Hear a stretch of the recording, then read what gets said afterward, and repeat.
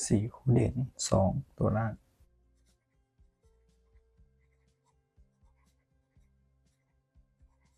1 มิถุนายน 2568ดูเลย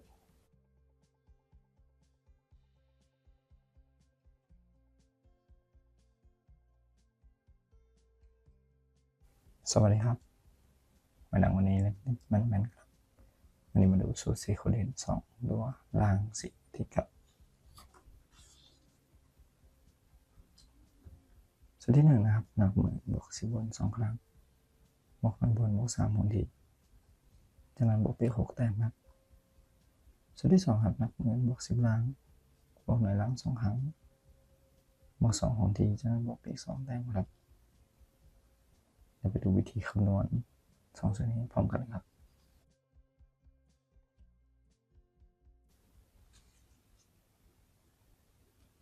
นำรางวัลที่1ครับ75753ล่าง22นะครับเริ่มจากวันที่16มีนาคมครับมาเขียนตามสูตรส่วนที่1จะได้5บวก6 2ครั้งบวก3และ3หนที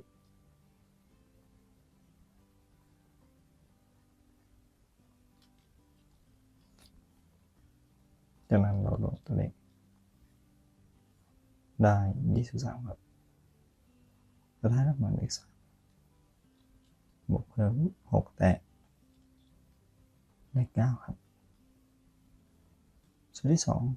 5บวก3บวก2 2ครั้งบวก2ครับคงที่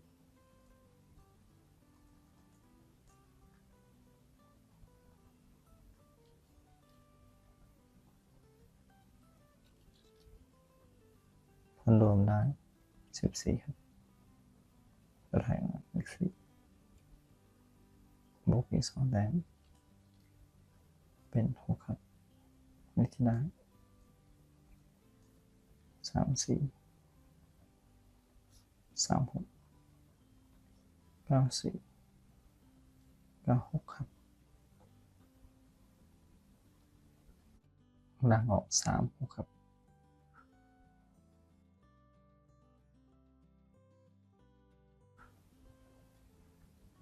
งวดที่1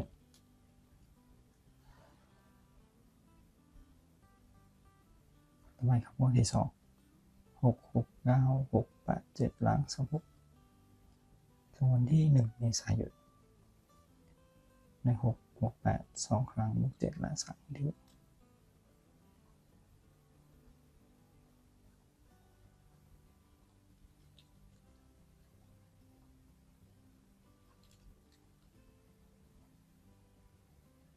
ผลรวมครับได้32ได้รางวัลเลข2บวก6แต้มเป็น8ครับสูตรที่2 6บวก3บวก6 2ครั้งและ2ที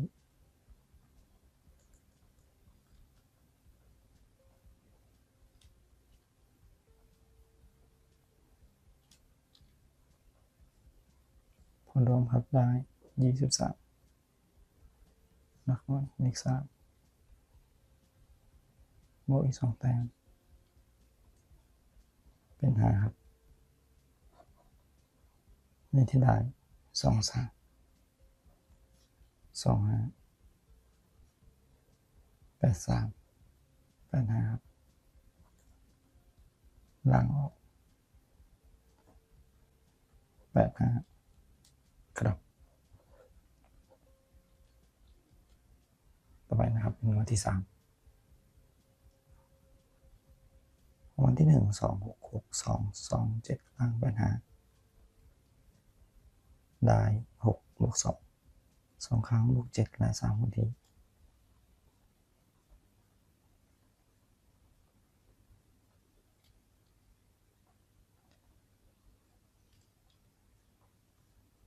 รวมได้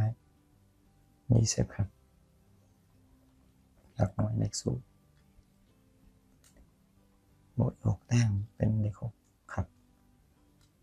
ส่วนที่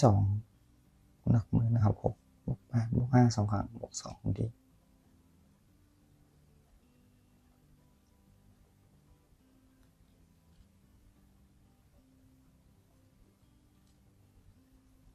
รวมครับได้ 26หลักหน่วย6บวกเพิ่ม2แต้มได้8ครับเรียงจากเรียงนะครับที่ได้06 08 66 68ครับล่าง06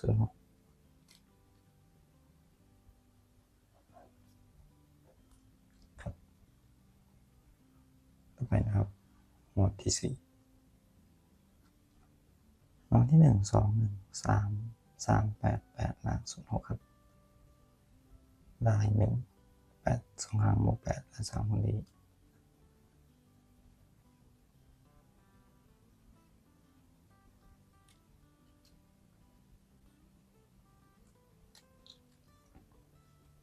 รวมครับได้28หลักหน่วยได้8บวกอีก6แต้มเป็น14ครับได้อีก4จุดที่2 1บวก0 6 2ครั้งบวก2คงที่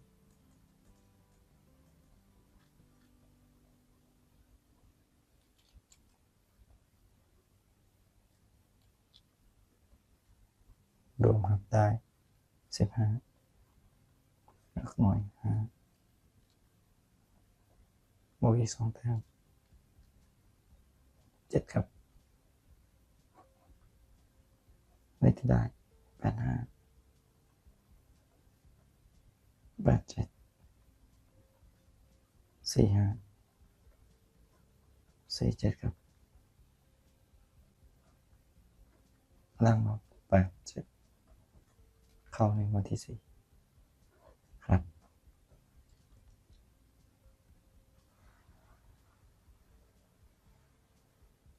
ใช้สูตรนี้นะครับคำนวณในวันนี้ครับ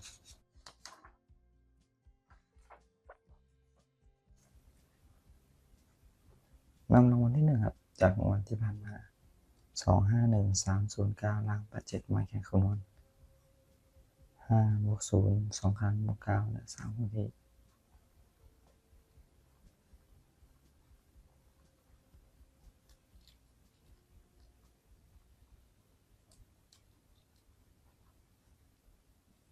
รวมครับได้17หลักหน่วย7บวกอีก6แต้มเป็น13คนได้ถึง3ส่วนที่2นะครับ5ครับบวก8 7 2ครั้งและ2คนที่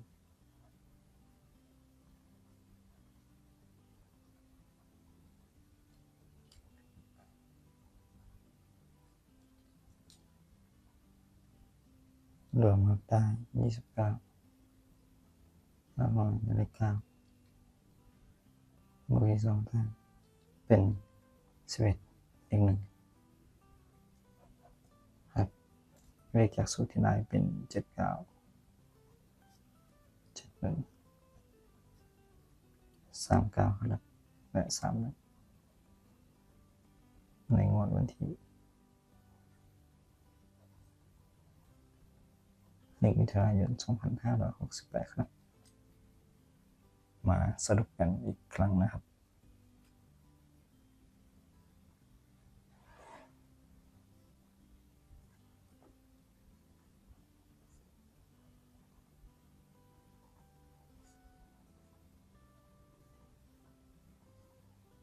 4คู่เด่น2ตัวล่างได้79 71 39 31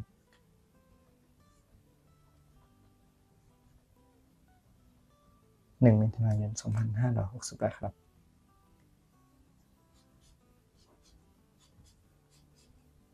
ก็ขอขอบคุณครับทุกท่านที่ติดตามนะครับรับชมรับฟัง